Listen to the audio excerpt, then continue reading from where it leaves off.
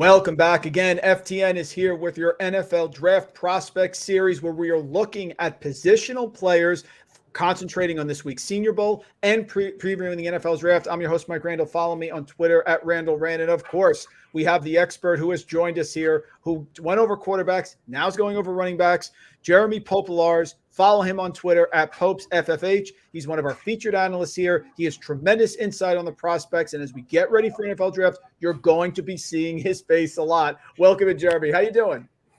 I'm doing good. Excited to talk running backs. Running backs is one of my favorite. If you follow me on Twitter, you would know that. I love running backs. I always, fantasy or not, I just think it's exciting. It's fun process to break down. There's a lot to look at with running backs and exactly how they fit, different schemes, stuff like that. So running backs are my favorite. So I'm excited. Senior Bowl's exciting. A good class of running backs at the Senior Bowl this year. So I'm excited. Yeah, it's a good class, and there's a lot of sort of nuggets that we can find about these running backs. You have to pay attention here. This has been a place in the past where people have exploded, really improved their draft stock. So running back is a key position here at the Senior Bowl that you have to pay attention to, where players can really move themselves up, correct, in terms of getting drafted in an earlier round. Yeah, I feel like running backs, we always see that year in and year out from the Senior Bowl. It's probably between running backs and wide receivers. I feel like those are the two positions at the Senior Bowl that you really see these guys kind of, whether they jump around or a half a round, but they kind of can boost their draft stock. A lot of these guys, Dameon Pierce was a big one last year. We'll use him. Brian Robinson was a talk of the town. We saw how early he got drafted. So those are just two names in last year, and we've seen it in the past too, where it's just they kind of get a boost. You get that one-on-one attention from the NFL teams, and running backs are always coveted by NFL execs, especially because they're kind of going to that running back by committee through the NFL. They want one or two to possibly three guys that can kind of carry part of the role, specific spots in the game. So I think that we could see a lot of these guys kind of boost their stock. All right, let's get right into it here. We'll start with one of the guys at the top, one of the most prolific producers here in college football, Chase Brown of Illinois. Yeah, Chase Brown. And when you're talking about production follows. Chase Brown produced 3,206 rushing yards and 18 total touchdowns for the Illini in his short career there. The big thing for Chase Brown was always, hey, he's going to be slightly undersized. How can he transition to the NFL? Well, today he measured in at 5'9", 215. So a little bit shorter than what he was listed at the Illini. But, I mean, he packed on 10 pounds in a short period of time, and that's a big deal for the running back position, especially for him. And who knows, he might have been even playing at 215 this year. We just don't know basically where they had him. They just had him listed at like 210, I think he was listed at. So big improvement there. But this past season, he produced 1,883 scrimmage yards on 355 touches, both leading the Big Ten. He also had 1,643 rushing yards. This was fourth in the nation and only trailed Mohamed Ibrahim by 22 yards for the Big Ten lead. So when it comes to production, Chase Brown is there. He's an explosive runner. He has track type speed. He eliminates defenders' angles. He can basically take a home run shot in any type of play. Kind of that Kenneth Walker type of runner last year where you kind of saw him and he could make a big play. He doesn't necessarily have as much elusiveness in the open field. Chase Brown's a little bit more of a one-cut type runner, but he's just gone. Chuba Hubbard at Oklahoma State a couple of years ago, that kind of type of runner.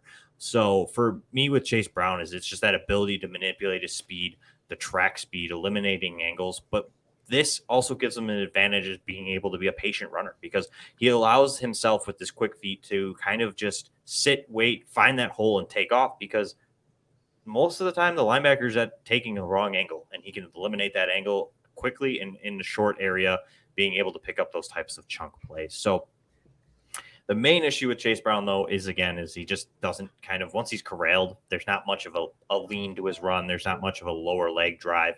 He just once he's caught, he's caught. So that's the issue with Chase Brown is he's kind of that speedy type of perimeter field stretching type of probably going to fit the best in like a zone type blocking scheme more so than being asked to kind of get inside the tackles and push a pile. Yeah, the key, of course, with Chase Brown, 6 games where he had 2 or more receptions this year. And, of course, 8 of his 10 games where he had 100 rushing yards or more. So you are not kidding. Definite huge producer here at the college level. Next up, let's go down to the Big 12, Oklahoma, Eric Gray. Yeah, Eric Gray is one of my favorites. I feel like if you're big into fantasy or any type of college following any type of these teams, Eric Gray's been a talk for the last 4 years, kind of like, oh, when's he going to come out? Oh, he looks exciting. He flashes. Oh, but he's not consistent. And that's kind of what you get with Eric Gray. We even got it again today. He measured in a little bit shorter. He's at 5'9", 210, still good size. I wish he would have been at that 5'10", 5'11". I know it sounds like, oh, he's only an inch or inch two shorter, but for some reason it matters. If you look back at any type of NFL type of statistics, it's weird. There's a threshold at like 5'10", 5'9". So he's right on the cusp, but he's an exciting runner. This year, he saw 246 total touches, 1,595 scrimmage yards. Of that, 1,366 were rushing. He also found the end zone 11 times. So this was his really kind of breakout season as a senior. It was the first time he exceeded 1,000 yards on the ground. And he averaged over 1 full yard more than his career average. He averaged 6.4 yards this year. He also found his way over 30 receptions, which is the second time in his career. He also did it in 2020 at Tennessee. He also, in that season and then this year, he also exceeded 200 yards receiving. So he kind of is that dual threat type of running back. He is good. He has soft hands. He has that ability to kind of run some of the routes a little bit better than other running backs. But what made him kind of explode this year was his decisiveness. He kind of finally hit that point where he's like, okay, I see the hole. I'm going to hit it and kind of take off, because he's always had an extreme elusiveness in the open field. And just that ability to kind of make guys miss in the phone booth. However, for him, the issue is that it's another one kind of like Chase Brown. He gets some contact. His contact balance is very iffy. He gets kind of hit. He kind of falls down. He's not overly going to run you over. He's not going to necessarily take a hit and kind of stay up like we see some of these running backs. You get a lower leg hit or a mid-thigh hit, and he kind of bounces off and takes off. Eric Gray, sometimes kind of that does him in. So for me, it's going to be that and then his consistency. Can Eric Gray continue to put what he put on the field this year on the field? Because we've seen it. Every other year, it seems like with Eric Gray, 1 year's good, the next year's just completely disappears and is completely irrelevant and outplayed by players who have less talent, arguably, than he does. So for me, I think the Senior Bowl is going to be a big thing for him. If he can impress here at the Senior Bowl and continue to show what he did on film all season at the Senior Bowl, I think he's going to see a big jump in the draft stock just because of his dual threat ability, and he has that size. But again, like I said with Chase Brown, he gained some size. So now to me, it feels like I think the NFL is going to like Chase Brown a little bit better than Eric Gray. So, well, the next guy, death taxes and Georgia running backs here. So we know Zamir White, we know James Cook, and here it is, Kenny McIntosh of Georgia, folks. What do you think about him, Jeremy? Yeah, I don't think Kenny McIntosh is going to be as productive as those two possibly. Well, he's probably going to be better than those two, but he's not going to hit Nick Chubb or DeAndre Swift. So I think he could be a little bit better than James Cook. I think Cook is a little bit faster overall. If you lined them up in a 40, they both run. Cook's a little bit faster. However, McIntosh stands a little bit bigger, 5'11", 210. So he's a little bit stouter, a little bit better as far as the sturdiness to his frame.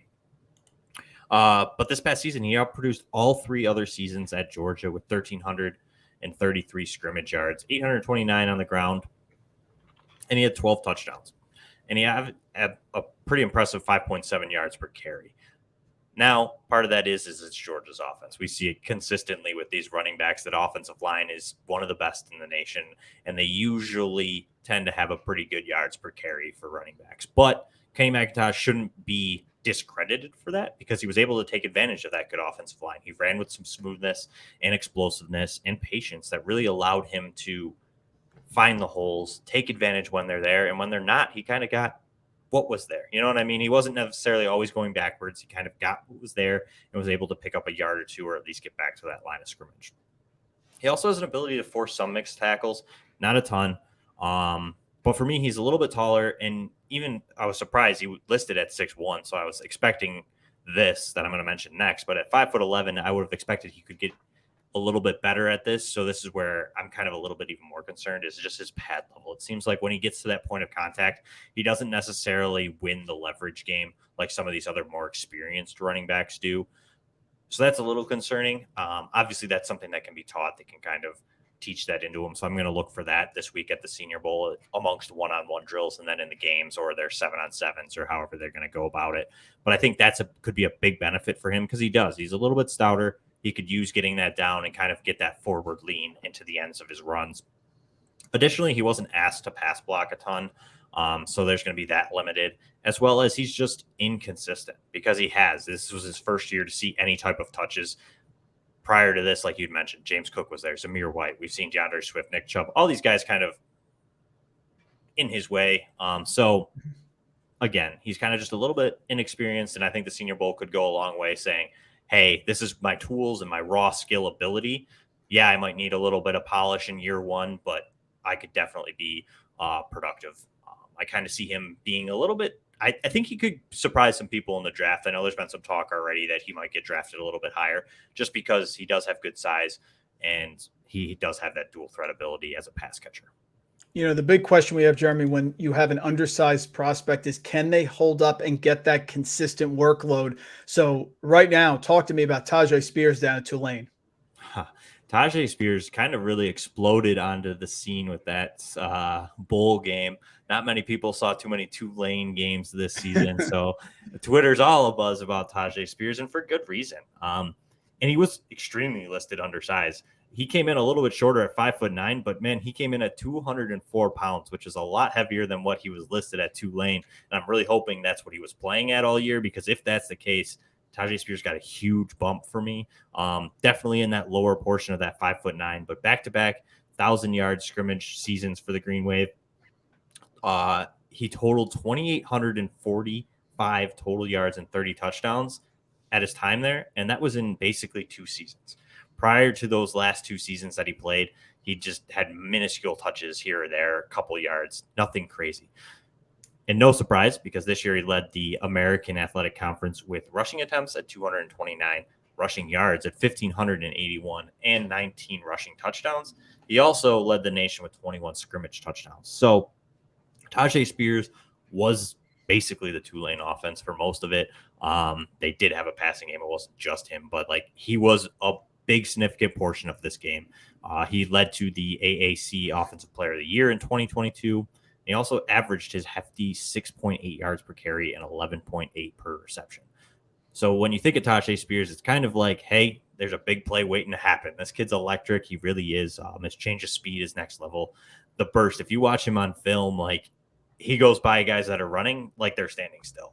And it's just like snap of the finger and he's gone. So it's just pure electricity when Tyjae Spears touches the ball.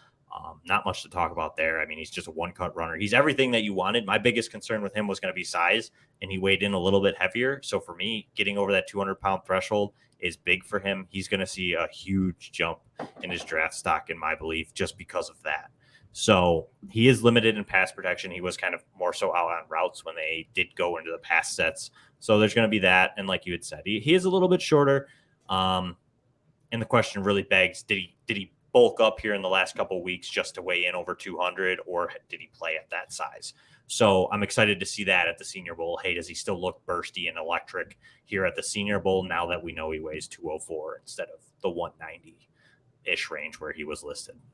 And our last top guy that we'll talk about, I'll characterize this, Jeremy, under more mystery, less history. We're talking about a player in Roschon Johnson of Texas who is sort of the opposite. Maybe hasn't had the chance that the other running backs have, but has talent and has size. What do you think of Roschon Johnson, Texas?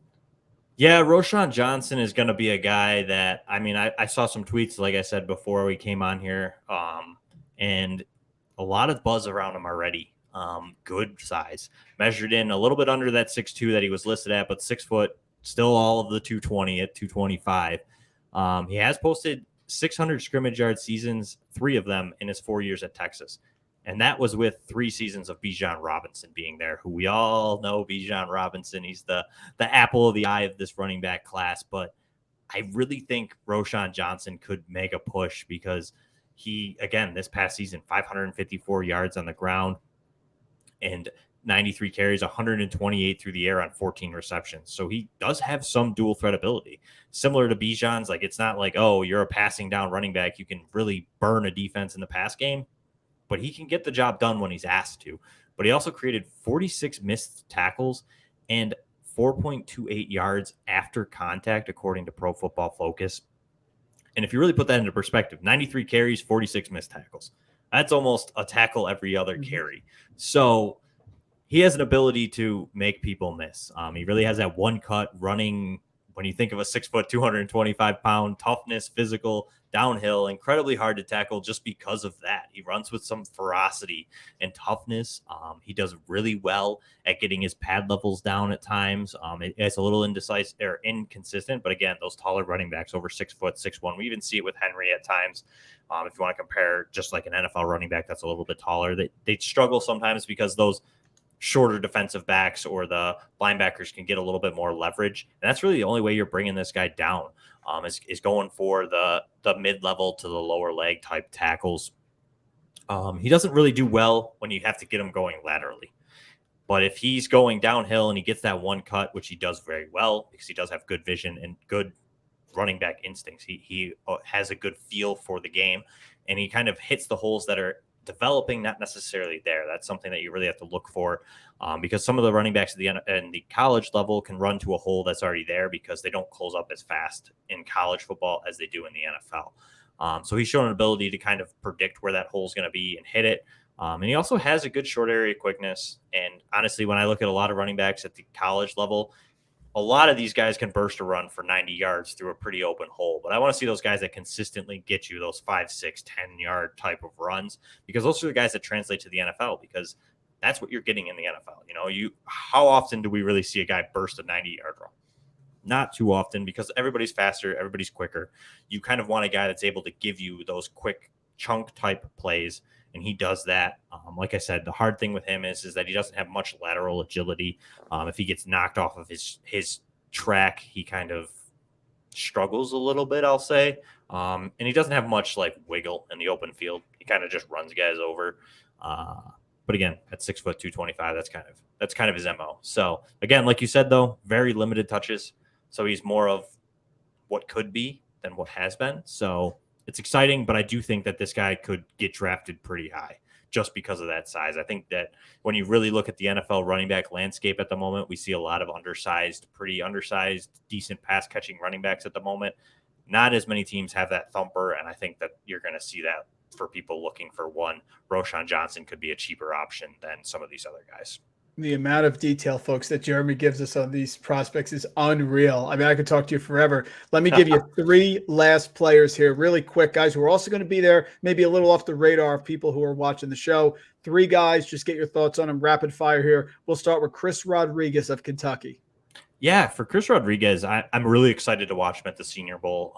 I watched a lot of him last year when I was watching for Wan'Dale Robinson and others out of Kentucky, and he kind of popped off the screen last year. He's a physical runner, but he also has that explosive, not really like track speed, but enough to kind of, if there's a hole, he can take it to the house if he has to. He produced over 6 yards a carry last 3 years.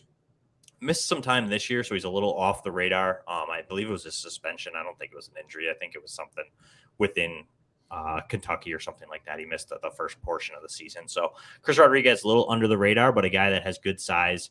And again, good explosive runner, always falling forward and can produce when there's stuff there. So he's a guy that I'm really interested to watch at the Senior Bowl. I think he's another one that could kind of push up the draft board over some of these guys that have been a little bit more clamored about throughout the season because they were a little bit more productive. Another name that's off the radar, but still worth mentioning, Evan Hull of Northwestern. Yeah, definitely not many people out there probably watching Northwestern games. Evan Hull, not overly exciting. He's not like super athletic, but he's a really good sized running back. Definitely a workhorse for the Wildcats. Back-to-back 190-plus carries, over 900 rushing yards in both seasons. He's a kind of another one of those physical one-cut type runners necessarily. He can make a couple of guys miss here or there, but he's not overly elusive. But again, I could see him. He's probably going to be a later type of round draft pick. He's probably post 5th, 6th round, but he's a late guy that if your team's looking for a little bit of a physical type of runner, might be a nice ad and worth worth more than what you would see once his name comes off the draft board. And the last one here from good old App State, Cameron Peoples.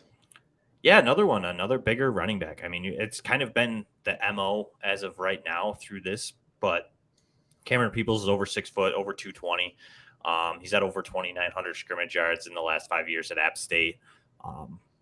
Not overly exciting. I haven't seen a ton of App State, so Cameron Peoples was a little new to me too. So for me, I kind of feel like I'm excited to see what he does here at the Senior Bowl. I think another guy that's going to be late, like Evan Hall, he's not overly athletic, so I think it could be another late round guy that kind of hits. If he gets an opportunity, you might see some production out of him, but more so just a depth kind of guy for a team where he gets drafted probably 6th, 7th round. He's probably more likely to be an undrafted guy, but he might squeak in there if he has a good performance here at the Senior Bowl. So folks, where else are you going to get this sort of insight on these prospects? And we're just talking Senior Bowl. Wait till we have Jeremy on for the NFL draft. Must follow here. The Pope here of college football here at FTN. Jeremy Popielarz at POPESFFH on Twitter. Jeremy, we did quarterbacks. We did running backs today. Why don't you say we come back in a little bit? We'll do wide receivers and tight ends. Thanks so much for joining us. Thank you for having me. It sounds like a plan.